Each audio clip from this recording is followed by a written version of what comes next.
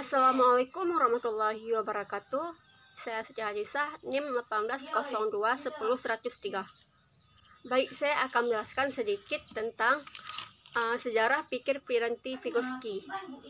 Nama lengkapnya Lev Semenovich Vygotsky. Ia lahir di kota Tasir, Rusia, tepatnya pada tanggal 17 November 1896. Ia tertarik pada psikologi saat usia 28 tahun. Vygotsky dalam menyalurkan pemikirannya di dunia psikologi kerap menghadapi rintangan oleh pemerintah Rusia pada saat itu. Salah satu hasil kerjanya yang dikenal di bidang psikologi anak, Vygotsky merumuskan konsep Zone of Proximal Development. Vygotsky berasal dari keturunan Yahudi. Dia tumbuh besar di Gomel, suatu kota bagian barat Meksiko. Lev Semenovich Vygotsky meninggal pada tahun 1934, sewaktu dia masih muda. Dikarenakan TBC, Vygotsky merupakan suatu di antara tokoh konstruktivitas, dan dia juga terkait pada studi-studi kesastraan dan analisis sastra. Dan dia juga menjadi seorang penyair dan filosof. Vygotsky pernah mengambil studi kedoktoran di Universitas Meksiko dalam waktu yang singkat. Kemudian pindah ke universitas swasta.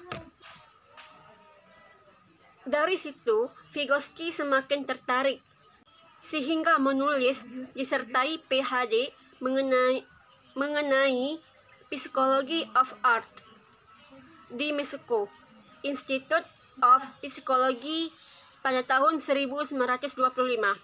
Vygotsky bekerja kolaboratif bersama Alexander Luria dan Alexei Leontiev dalam membuat dan menyusun proposal penelitian yang sekarang ini dikenal dengan pendekatan Vygotsky. Yang kedua, landasan teori Vygotsky. Lev Semenovich Vygotsky merupakan cendekia yang berasal dari Rusia. Dia seorang ahli dalam bidang psikologi, filsafat, dan sastra.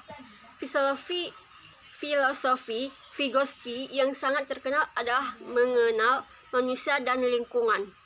Pemikiran filosof Vygotsky mengenai manusia kemudian populer lahirnya teori konstruktivisme sosial, yang artinya membangun kognitif anak melalui interaksi sosial. Teori konstruktivisme sosial apa yang dilakukan atau dipelajari anak hari ini dengan kerjasama kelompok dapat dilakukannya secara mandiri pada masa yang akan datang. Menurut Vygotsky, Arendt 2008 halaman 47, pelajar memiliki dua tingkat. Yang pertama, tingkat perkembangan aktual. Yang dimaksud di sini terjadi ketika individu mandiri dalam menggunakan kognitifnya secara fungsional. Yang kedua, potensial. Tingkat kognitif yang bisa dicapai oleh anak-anak melalui bantuan orang dewasa, contohnya guru, orang tua, teman, dan lain-lain. Pengembangan kognitif berlanjut dengan proses mental yang lebih tinggi, kemampuan bahasa, berhitung, berpikir, dan lain sebagainya. Untuk mencapai tahap kognitif yang lebih tinggi, anak-anak sangat membutuhkan partner yang lebih komponen, contohnya orang tua, guru, kakak, atau teman. Teori Vygotsky biasa diaplikasikan oleh seorang guru dalam kelas. Guru bisa menerapkan model pembelajaran yang memungkinkan siswa untuk berkolaborasi dengan teman sebaya dalam kelas, dalam kelompok kecil. Salah satu pembelajaran yang memungkinkan terciptanya iklim kelas yang interaktif dan kolaboratif adalah pembelajaran kooperatif, memungkinkan siswa untuk menjalin hubungan interaksi sosial dengan teman sebaya yang lebih komponen melalui arahan dan bimbingan dari guru. Assalamualaikum warahmatullahi wabarakatuh. Saya Simolida akan menjelaskan tentang pembelajaran dan pengajaran menurut Vygotsky. Pembelajaran menuntun perkembangan. Dalam beberapa perkembangan tidak dapat berkembang secara optimal tanpa adanya pengalaman ataupun pembelajaran yang dialami langsung oleh anak sendiri. Dahulu, secara universal, perkembangan anak pada usia tertentu dengan perkembangan tertentu dianggap ada dengan sendirinya. Misal, mampu menggunakan timbangan abstrak, yang pada kenyataannya bukan bisa dengan sendirinya, akan tetapi ia bisa karena pernah melalui sebelumnya, sebagai pengalaman dan juga sebagai pembelajaran. Nah, seseorang tidak dapat melakukan sesuatu tanpa pernah melaluinya, yang mana jika seseorang pernah melalui suatu hal dalam mencoba suatu hal, itu disebut pengalaman. Nah, pengalaman ini disebut juga pembelajaran. Jadi, oleh karena itu, pembelajaran dikatakan dapat menuntun perkembangan. Nah, selanjutnya ada peran guru dalam pembelajaran dan juga perkembangan. Guru dan anak membangun pengetahuan bersama. Bagi Vygotsky, proses pembentukan anak-anak selalu terjadi dalam konteks budaya dan melalui perantara langsung maupun tidak langsung oleh orang lain.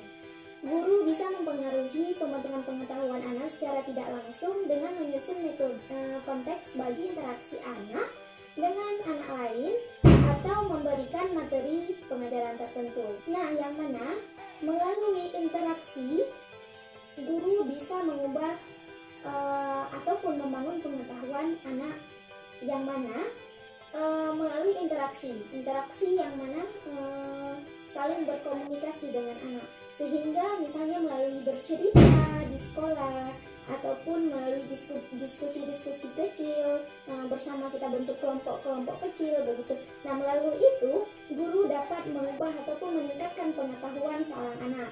Selanjutnya, berpindah ke tindakan mandiri ataupun berpindah ke tindakan tanpa bantuan.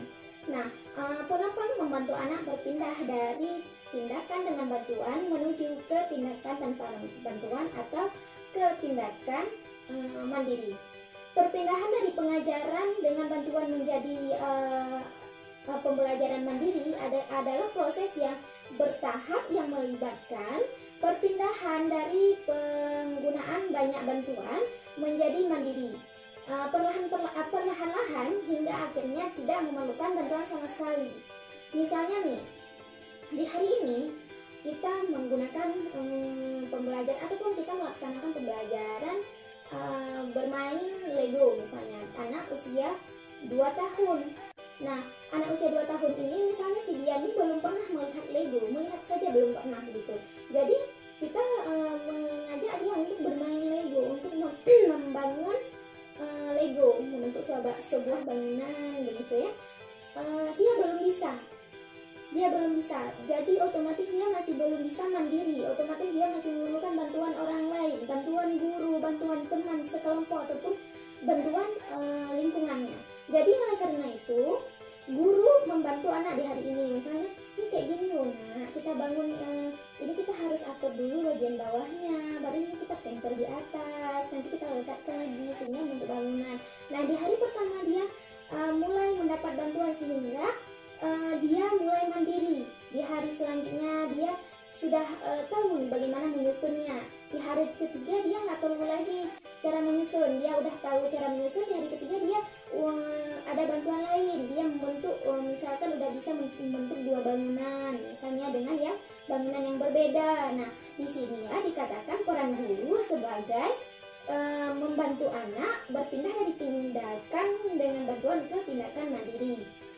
Nah, untuk selanjutnya itu menguatkan perkembangan anak, bukan mempercepatnya. Nah, pengajaran harus menguatkan perkembangan anak, bukan mempercepatnya. Dengan menekankan pada kebutuhan untuk mengajarkan keterampilan dan kemampuan di dalam, bukannya di luar zona perkembangan dekat. Nah, untuk zona perkembangan dekat, sebentar lagi akan kita bahas apa itu zona perkembangan dekat atau disingkat dengan ZPD. Nah, sekarang kita bahas dulu tentang menguatkan perkembangan, bukan mempercepatnya, yang mana menekankan pada kebutuhan untuk mengajarkan keterampilan dan juga kemampuan di dalam, bukannya di luar zona perkembangan dekat anak-anak. Nah, menurut Zaporozhets, beliau menyalahkan praktik percepatan perkembangan yang bertujuan mengubah balita menjadi anak prasekolah. Anak prasekolah diubah menjadi anak kelas 1 secara prematur. Nah, ini menurut Zaporozhets itu salah gitu. Nah, beliau menemukan alternatif yang mana untuk mempercepat yang tidak perlu ini merupakan menguatkan perkembangan menggunakan zona perkembangan dekat sepenuhnya dengan memastikan bahwa semua keterampilan dan juga kemampuan yang memiliki kompetensi untuk benar-benar muncul pada saat yang tepat begitu. Selanjutnya kita bahas terus ZPD, zona perkembangan dekat. Nah, kata zona diambil karena Vygotsky menganggap perkembangan anak-anak sebagai sebuah rangkaian kesatuan keterampilan dan juga kemampuan pada tingkat penguasaan yang berbeda-beda. Kata dekat digunakan untuk menegaskan bahwa zona itu terbatas pada keterampilan dan kemampuan yang akan berkembang dalam waktu dekat. Jadi, zona perkembangan dekat merupakan jarak perkembangan nyata yang ditentukan oleh pemecahan masalah secara perorangan dan tingkat perkembangan yang ditentukan melalui pemecahan masalah dengan bimbingan atau bekerja dengan teman yang lebih cakap. Contohnya nih, guru meminta anak mewarnai gambar rambut. Nah, si anak A ini menyelesaikan tugasnya dengan sendiri. Ia mengecat warna rambut menggunakan warna hitam. Kenapa? Karena si anak ini yang pernah melihat orang dengan rambut berwarna hitam. Kemudian, melalui bimbingan guru, melalui interaksi, komunikasi ataupun diskusi dengan teman kelompok kecil itu, dia dapat pengetahuan baru yang mana kawannya menyarankan bahwa rambut ini dicat warna pirang aja. Kenapa? Karena aku pernah melihat di pantai dulu, Bunda. Nah, begitu. Karena melalui diskusi ini, anak akan mendapatkan pengetahuan baru. Yang sebelumnya anak mengetahui hanya rambut itu hanya berwarna hitam. Nah, sekarang anak mengetahui bahwa rambut itu bukan hanya hitam, ada juga warna pirang. Nah, begitu seterusnya. Nah, itulah yang dikatakan zona perkembangan dekat. Nah, saya kasih contoh di samping. Nah, di sini ada gambar ZPD, zona perkembangan dekat. Nah, di garis lurus bawah ini merupakan tindakan mandiri anak. Dia tanpa bantuan, dia yang mengetahui sendiri oleh kemampuan dia sendiri. Nah, sedangkan yang garis garis menuju ke atas, lurus ke atas, ini merupakan tingkatan kesulitan tugas yang diberikan. Kemudian yang garis paling atas yang datar ini merupakan tindakan dengan bantuan. Jadi semakin rendah tingkatan, semakin ke bawah ataupun semakin rendah tingkatan tugas yang diberikan oleh guru, maka tindakan mandiri anak ini lebih cakap, sehingga tingkat tindakan dengan bantuan yang diperlukan itu tidak terlalu banyak. Contohnya seperti tadi, mengecat, dia sudah terampil, dia sudah tahu sedikit tentang mewarnai, dia sudah tahu sedikit bahwa rambut orang itu berwarna hitam pada dasarnya, orang Indonesia. Jadi dia udah bisa sendiri, namun dia mendapat bantuan tidak banyak, cuma sedikit. Jadi kawan cuma bilang, saya pernah lihat di pantai itu rambut orang warna pirang. Jadi itu dapat pengetahuan dan dibantu oleh orang itu nggak banyak, dikit. Berbeda dengan yang membuat Lego tadi. Membuat Lego, dia anak usia 2 tahun belum pernah melihat Lego sama sekali. Jadi dari situ dia masih, kemandirian masih terbatas banget, masih terbatas sekali gitu. Jadi ya kesulitan tugas agak meningkat karena dia belum pernah datar lah, kita bilangnya datar, bukan datar, menengah, tingkatan kesulitan tugasnya menengah. Sedangkan mandiri dia masih sedikit kayak gitu, masih 10% bisa kita bilang. Sehingga tingkatan bantuan yang diperlukan 40% dari orang sekitar, dari gurunya, dari temannya begitu. Nah, dengan tidak ada bimbingan ataupun kerjasama dengan orang lain yang lebih cakap daripada dia, potensi ini mungkin tidak disadari dan akibatnya tingkatan perkembangan yang lebih tinggi tidak akan tercapai. Itu kemungkinan besarnya. Maka ZPD pada seorang anak tidak tetap dan berubah-ubah seiring berjalan waktu, seiring dengan perkembangan anak. Apa yang dapat dilakukan seorang anak di hari ini hanya dengan bantuan pada hari ini. Nah, untuk berikutnya bagaimana? Untuk berikutnya akan bisa dilakukan sendiri anak, karena di hari ini dia udah belajar, udah dapat pengalamannya. Jadi hari berikutnya dia yang apa yang didapat hari ini udah bisa, udah mandiri sendiri dia. Nah, lalu pada saat anak mendapati tugas yang lebih sulit, di sini baru muncullah perbuatan dengan bantuan baru dari guru. Nah, di sini dia akan belajar pengalaman baru. Di sini juga akan mendapat kementerian baru untuk pribadi dia. Siklus ini terus berulang secara terus-menerus, sementara si anak menguasai keterampilan dan kemampuan yang lebih rumit. Semakin hari, semakin rumit permasalahan, semakin banyak dia dapat bantuan. Di hari berikutnya lain lagi permasalahannya, lain lagi tugasnya. Tingkat keparahan makin tinggi, dia makin mendapat bantuan dari gurunya makin banyak, sehingga semakin hari anak makin menguasai keterampilan dan kemampuan yang lebih rumit, lebih banyak, lebih tinggi kemampuannya semakin hari. Coba kita lihat pada gambar di sebelah. Yang mana di sini adalah perubahan dalam zona perkembangan dekat anak sepanjang waktu. Nah, di kolom pertama kita lihat bahwa di sini kan garis ke bawah, yang garis datar bawah tadi adalah tingkat kemandirian anak. Garis datar atas merupakan tingkat keperluan bantuan. Sehingga yang garis lurus ke atas ini merupakan kesulitan tugas. Nah, tingkat di hari pertama anak mendapatkan pembelajaran yang dasar yang mana tingkat kemandirian anak itu masih sanggup dia secara mandiri. Nah, bantuan yang diperlukan juga ada sedikit rendah gitu. Di hari selanjutnya tugasnya semakin tinggi, tingkat kesulitan tugas agak tinggi. Tingkat kemandirian yang diperoleh kemarin akan berguna di hari ini dan dia mampu mengerjakannya, misalkan 30% kemandirian yang dapat. Namun bantuannya akan lebih banyak daripada hari kemarin. Misalnya di hari kemarin dia dapat bantuan dari guru, bimbingan dari guru itu misalkan 30%, di hari ini 50%. Nah, berikutnya di hari ketiga itu anak mendapat tingkatan yang paling tinggi ataupun yang lebih tinggi lagi. Kemandirian anak mencapai lebih tinggi dan tingkatan guru memberi bantuan itu juga lebih banyak kayak gitu. Jadi setiap harinya berbeda tingkatan kesulitan tugasnya, berbeda pula bantuan yang diberikan oleh guru. Semakin hari maka semakin cakap anak dalam perkembangannya nah inilah gunanya dari zona perkembangan dekat, yang mana anak mendapatkan bantuan dan juga bimbingan. Kalau nggak ada kerjasama atau bimbingan dari seorang guru, maka hari ini kemungkinan tidak akan tercapai perkembangan yang cakap ini. Nah, begitu. Kemudian pandangan perkembangan anak menurut teori Vygotsky. Perkembangan anak pada masa awal menuju kesiapan bersekolah dipicu oleh jenis-jenis interaksi yang dimiliki anak dengan lingkungan sosial. Yang pertama itu situasi sosial, perkembangan sebagai mekanisme perkembangan utama. Pandangan Vygotsky mencakup konsep periode usia. Periode usia masa bayi, usia prasekolah, usia taman kanak-kanak, usia sekolah, dan usia remaja. Setiap masa berdasar pada masa sebelumnya dan setiap masa ditentukan oleh rangkaian pencapaian perkembangannya yang unik. Nah, kemajuan anak-anak dari satu periode ke periode berikutnya di satu sisi ditentukan oleh interaksi antar kemampuan anak yang ada dan yang muncul, dan di sisi lain oleh situasi sosial perkembangan yang mana terdiri dari apa yang diharapkan oleh masyarakat pada anak di usia tertentu. Situasi sosial perkembangan mewakili momen awal semua perubahan dinamis yang terjadi dalam perkembangan selama periode tertentu.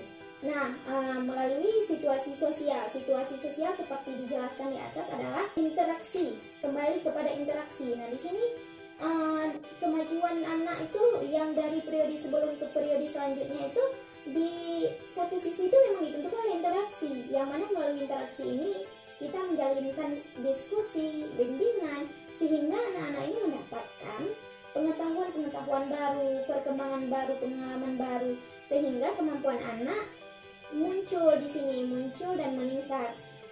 Oleh karena itu, setiap periode usia anak memiliki perkembangan tertentu. Nah, yang dipengaruhi oleh yang saya sebutkan tadi, interaksi sosial. Nah, untuk selanjutnya itu ada kegiatan utama. Kegiatan utama merupakan jenis interaksi antara anak-anak dan lingkungan sosial yang mengarah pada kemunculan pencapaian perkembangan dalam suatu periode kehidupan yang akan mempersiapkan mereka untuk periode berikutnya. Pencapaian perkembangan merupakan keterampilan dan kemampuan yang tidak hanya baru bagi periode usia tertentu, tapi juga kritis bagi kemampuan anak untuk terlibat dalam kegiatan periode berikutnya. Nah, seperti kita lihatlah contoh di samping di atas.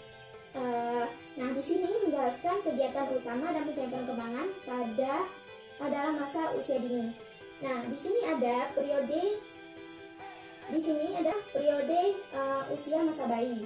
Kemudian ada juga kegiatan utama interaksi emosional dengan pengasuh.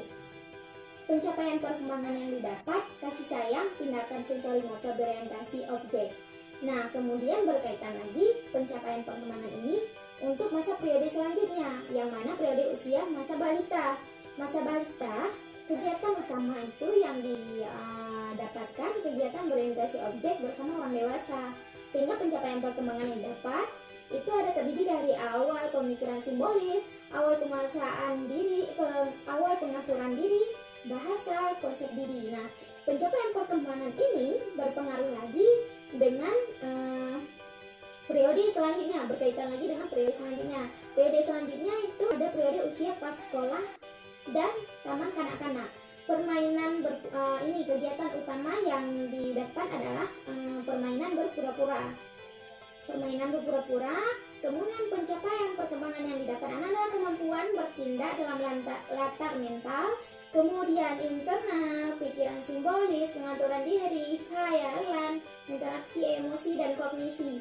Nah, ini pencapaian perkembangan ini berkaitan lagi untuk periode berikutnya lagi, periode kelas 1 kelas sekolah dasar. Nah, kegiatan belajar, kegiatan utamanya kegiatan belajar. Nah, udah berubah nih. Kemudian pencapaian perkembangannya pertimbangan teoritis, fungsi mental LBT ini motivasi belajar. Begitu seterusnya, yang mana setiap keterampilan kemampuan yang tidak hanya baru bagi periode usia tertentu, tapi juga kritis bagi kemampuan anak untuk terlibat dalam kegiatan utama periode berikutnya. Nah, begitu seterusnya. Kemudian kesiapan bersekolah. Nah, pendekatan Vygotsky pada kesiapan bersekolah, perpindahan dari prasekolah menuju sekolah berarti perubahan besar dalam situasi sosial di mana seorang anak berperan serta dalam interaksi pada sekolahnya dan dalam harapan dengan peran sebagai seorang siswa. Untuk mengembangkan kemampuan guna mencapai ekspektasi tersebut, anak-anak harus benar-benar berperan serta dalam kegiatan sekolah dan memasuki interaksi sosial tertentu dengan guru dan juga siswa lain.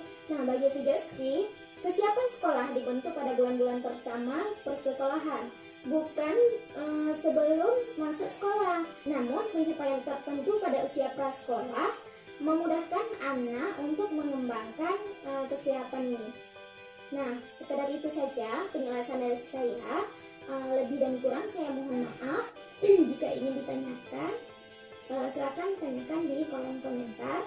Nanti jika kami bisa menjawab, kami akan menjawabnya. Sekian, terima kasih. Wassalamualaikum warahmatullahi wabarakatuh.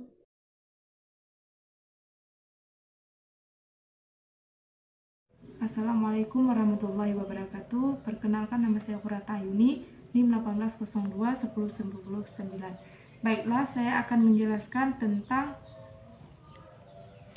penerapan teori Vygotsky di dalam kelas dan juga kurikulum piranti pikir Vygotsky. Di dalam penerapan teori Vygotsky di dalam kelas ini ada dua teori. Yang pertama, pembelajaran kooperatif dan juga teori Vygotsky, dan yang ketiga teori interdependensi. Di sini saya akan menjelaskan tentang pembelajaran kooperatif.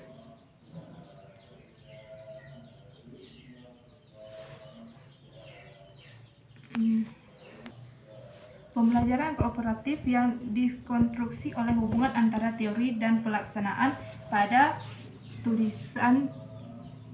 Pada ini penulis berusaha memberikan gambaran pembelajaran kooperatif yang lebih memadai dalamnya dengan menonjol komponen di dalamnya serta mengangkat teori intervensi sosial sebagai elemen penting dalam pembelajaran kooperatif. Teori interdependensi sosial menyediakan dasar pemikiran pada suatu yang akan dibangun oleh pembelajaran kooperatif. Tulisan ini disadu dari karya dua bersaudara, Johnson dan R. Johnson. Kedua bersaudara ini merupakan pengembangan pembelajaran kooperatif dengan temuan yaitu mengenai learning together.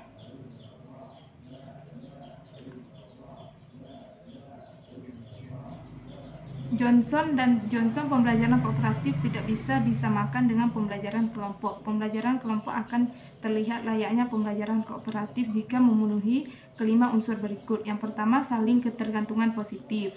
Yang kedua, tanggung jawab individu seluruh siswa. Yang ketiga, interaksi tatap muka walaupun setiap anggota tim secara perorangan. Yang keempat, penerapan keterampilan kolaboratif. Yang kelima, proses kelompok. Selanjutnya ada teori Vygotsky. Teori Vygotsky. Lev Somovich Vygotsky merupakan cendekia yang berasal dari Rusia. Dia seorang ahli dalam bidang psikologi, filsafat, dan sastra filosof. Vygotsky yang sangat terkenal adalah mengenai manusia dan lingkungan. Menurut Vygotsky, manusia tidak seperti hewan yang hanya bereaksi terhadap lingkungan. Manusia memiliki kapasitas untuk mengubah lingkungan sesuai keperluan mereka. Yang kedua, saya akan menjelaskan tentang kurikulum piranti pikir Vygotsky.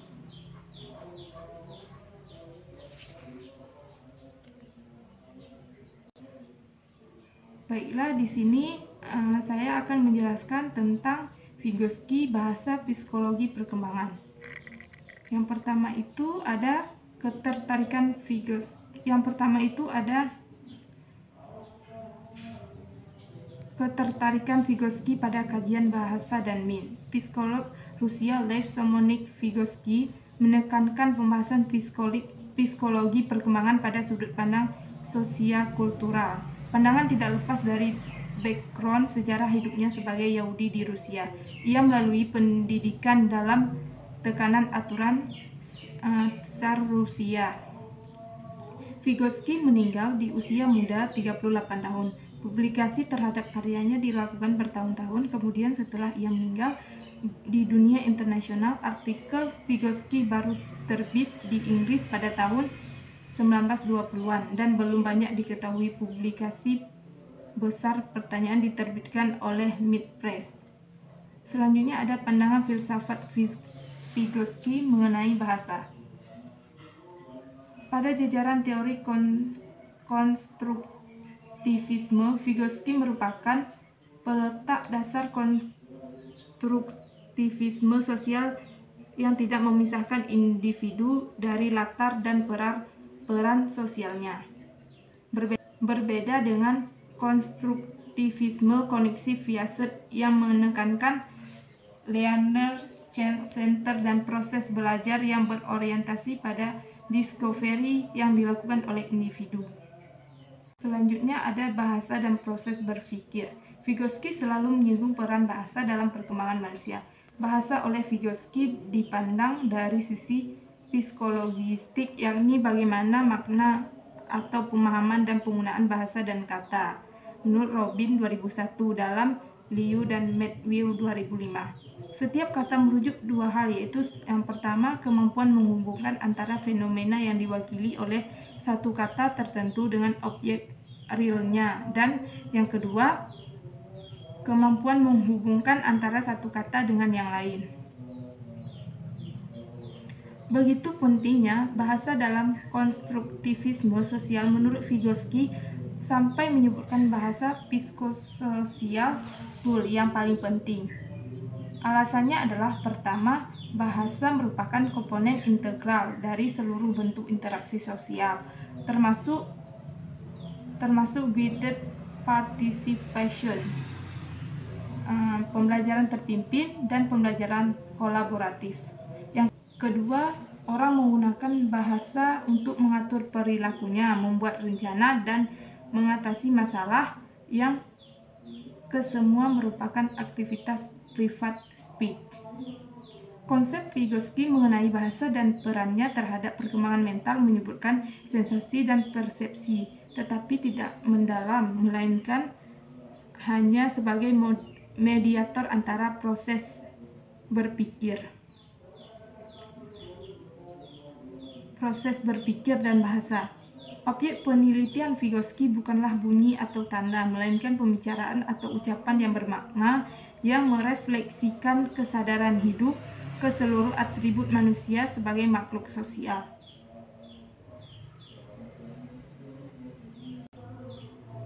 Sekian dan terima kasih. Assalamualaikum warahmatullahi wabarakatuh.